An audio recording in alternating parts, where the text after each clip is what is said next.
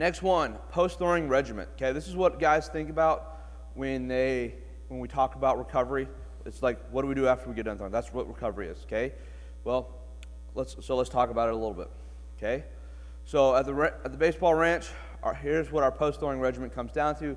I stole this from a guy by the name of Gary Reinl, who is the Mark Pro guy. And he says you got to get the bad guys out, bring in a bunch of new guys, and then tell them where to stand. Get the bad guys out, get the good guys in, and tell them where to stand. Okay, so what are the bad guys? The bad guys are the old damaged cells that are in the area. Okay, when we throw and we experience stress, right, we're going to have damaged tissue cells in there that we need to get out of the area. How do we do that? We increase the blood flow to the arm, right? We got to increase the blood flow to get those cells out of the area into our kidneys and our waste processing center, right? We got to increase the blood flow to the arm, okay?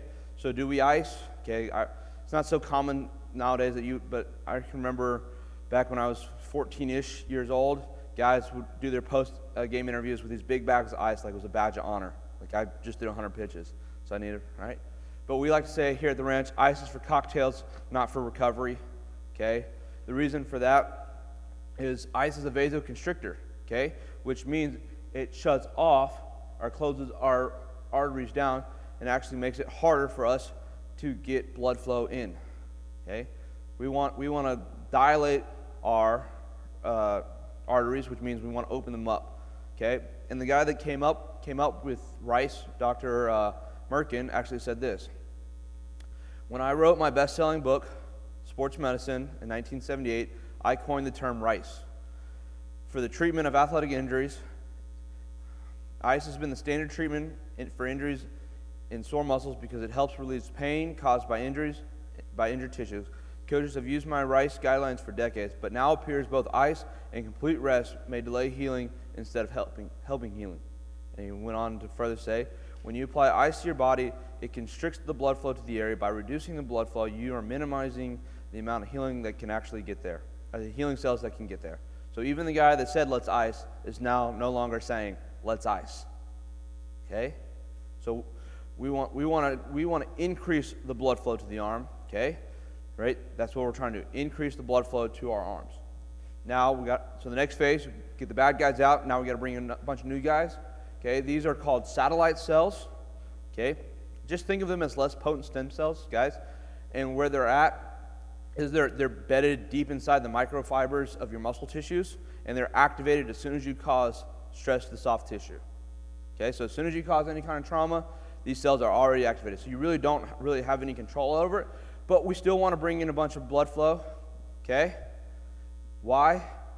Because the blood flow is carrying a lot of nutrients, especially like oxygen that these cells need to differentiate or reproduce, right? They're also bringing in proteins and stuff, so we need to still increase the blood flow as well. It's another reason why we need to increase the blood flow, is because we need all of those things to help facilitate the cellular diffusion or the cellular reproduction of those muscles so that we can recover faster. Now, we're all going to experience these things later today, so I'm going to go quick through these videos.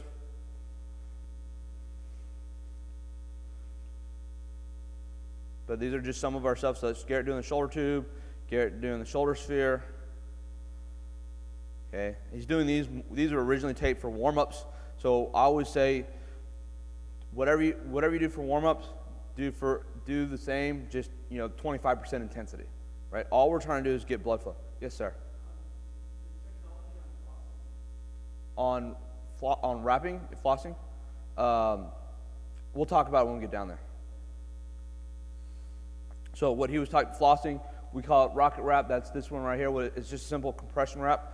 And again, like I said, we'll talk about it when we get down there. This is Garrett doing the Mark Pro. It's his favorite video he's ever done for the ranch. Okay. And then we got to tell them where to stand. Okay.